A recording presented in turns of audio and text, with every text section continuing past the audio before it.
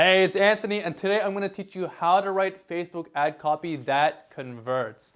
You see, if you write better Facebook ad copy, more people will look at your ad, more people will get interested in what you have to say, and most importantly, more people will click on that ad. All right, let's get started. The number one goal of a Facebook ad is to grab the attention and let them go to that website. That's it. You don't need to sell them. You don't need to sell them on anything. It's really hard to sell them in that tiny real estate that you're given for Facebook. It's like what, 90 characters for a title and 120 characters for a description with a picture.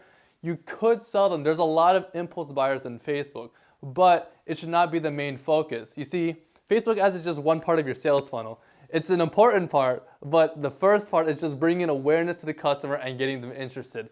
And that's the first and whole goal of a Facebook ad. You see, people don't come on Facebook just to see your ads. Your ad is more like a disruption kind of ad. It's there. They understand your ad is there, but they don't come there to see your ads. They come there to see the interesting videos, the cat memes, dog memes, litters, all kinds of memes. And what happens is you have to somehow grab your attention away from your friends' posts, away from these memes, and you have to somehow get them interested in your product. Now, one of the ways I like to do it, and this leads to our second point, is create a blog post that's just like a friend. Now, what I like to do is, ideally, you should do it on your Facebook fan page, but it'd probably be on your business fan page. And what you want to do is you want to create a blog post, some sort of like a regular picture of, let's say I was selling pet food. I'll put a picture of myself, with me and my dog, and we're all smiling, maybe with some pet food right here. And what I would do is I would create a hook, a story that writes about something interesting or something entertaining that happened at the vet when I was with my dog. And then you just create an engaging story. And at the very end, you just create a normal link, just linking to your website. And what you're going to notice is if you do it correctly, if it looks like it's posted from a friend and you create an amazing story, is that what's going to happen is people are going to read your blog post, they're going to think it's from a friend, and they're going to be more interested in see what you have to have, because they're much more interested to check it out if it's from a friend rather than from a business. Now, the third tip I want to talk about is that depending on the type of medium and advertisements you use, depend on what type of copy you use. For example, if you use the Facebook newsfeed that's on the right side, it's a lot more geared towards ads, and people already know it's an advertisement, so they're going to be much more blinded compared to something that's already on the mobile newsfeed or on the video feed. Now, I found best results with video where apparently a data box says that video gets 60% more engagement, which makes sense because video is just a moving picture. And a moving picture grabs our attention a lot better than just like a stale picture. Anyways, so the way I like to craft my video is something a bit more casual. Like professional video does work and it does create a lot of engagement, but what I like to do is something that looks like a friend did it. And what you're gonna notice is that when you type it out a video, maybe you could try clickbaity, but you could also try like a regular, here's a problem, or a story. A story works really well in Facebook video. And what you want to do is you want to create a Facebook video, you want to explain the story in the description, and then put a link of the product into the description. And hopefully the story talks about your product and how it resolved that specific problem. That's one way to get a lot of engagement and people to check out your website. You want to double check that you have captions on. It's really easy because Facebook has like auto generation captions. So you might want to double check to make sure that everything is correct and stuff. But what you're going to notice is that a lot of the time we don't actually listen to the audio. That's why Facebook implemented this feature where the video just starts auto playing with the captions, because usually we don't listen to the volume unless it's that interesting that we need to hear what's going on. The fourth thing you want to do is you want to craft a compelling title. Now, the best titles are usually clear, specific, they show a benefit, they solve a solution, or all of the above plus a curiosity driving headline. Now, for example, let's say we're selling leather shoes. Now, you could probably get away, if it's a really solid picture or a solid video, you could get away with something like 20% leather shoes, because what's going to happen is there's a lot of impulse buyers on Facebook, and if they see a leather shoe that looks pretty cool, they're probably not going to really read the description. They'll be like, oh, 20% off on these cool leather shoes. I want that. And they're not going to really pay attention to it. It's a definition of an impulse buyer. Whereas something is, if you are trying to sell a course, a $300 course, it may not be the best time to say, hey, buy my course for $300 to gain YouTube subscribers. It might be better to be more enticing, a little bit more specific. Something like, how to gain 1,000 YouTube subscribers in 30 days.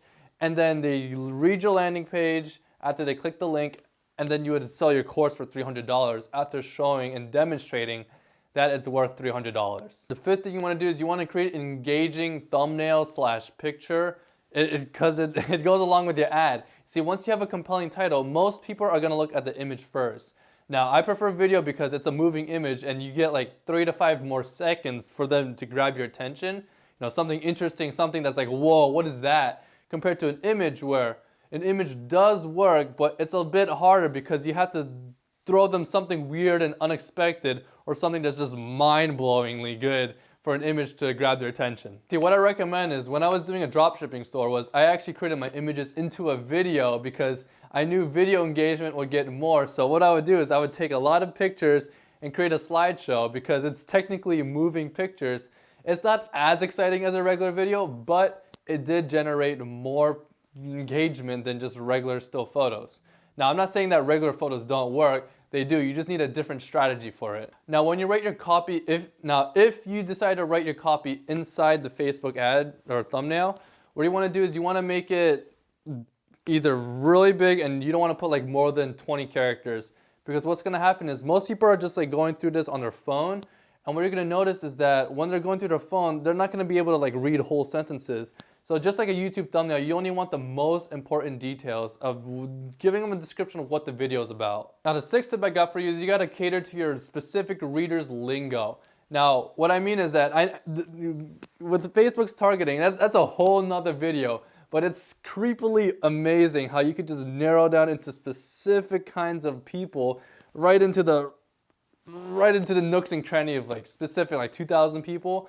Now, what you're going to notice is that each type of people have their own specific language. Like, for example, if you go to the surfers or SoCal, they'll be like, yo bro, what's up? Whereas something that's more like a anime culture, they might just start repeating Japanese phrases like ikimashou, or even something like from a popular anime, yada yada does it. What you're gonna notice is that each one has a specific phrase, and if you can use that specific phrase in your advertisement, they'll be like, okay, this advertisement understands us. They know about our culture a little bit, and it gains them a lot more trust, a lot more connections to them, and they'll be much more likely to grab the attention and actually click on your ad. After you do all of that, you create a description, you create a good picture, you create a good title.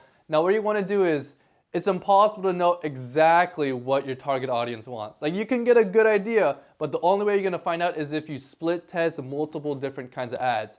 And the most important ones that really do make a difference is your title, the type of ads, and the type of images. And that's it. Like, yes, the other things do matter, but if you want the most bang for your buck and you don't have like a big budget, what you want to do is that you're going to want to, test things out, see what works out, see what doesn't work out, and then cut out the ones that don't work out, and then put more money, and then split test that one to see how it does bring you more money. And the final tip I got for you before you write your Facebook ad copy is to double check or triple check to make sure that it complies with the Facebook ad rules. Now, it is so easy, especially for small business owners like us, to just get banned on Facebook, insta-ban. See, what happens is Facebook, yeah, they do care about us because we do give them some money, but they're much more focused on the bigger businesses that drop in like 10,000K a month, 100K a month. They'll be much more focused on the interests of those people rather than us. So if they see something that doesn't comply with it, they won't give us as much leeway compared to a bigger business. And that's why I want you to double check, which I put in the description below in case you can't find it, is to double check on the Facebook ad rules to make sure that you comply with it. Because once you get banned on Facebook, it's impossible to advertise again on Facebook. You can still use your followers, but you won't be able to use your paid advertisement platforms anymore. Alright, that's all. I hope you found something useful in this video. If you did, please subscribe below and leave a comment below about which tip you found most helpful. Alright, see you later.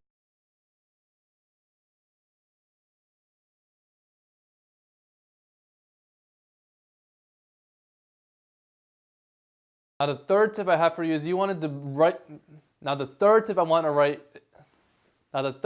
way I like to craft my video feed is something that blends in a little bit. So instead of like a professional video, one goal of a Facebook ad is just to grab their attention and let them click on the link. Ikimashou!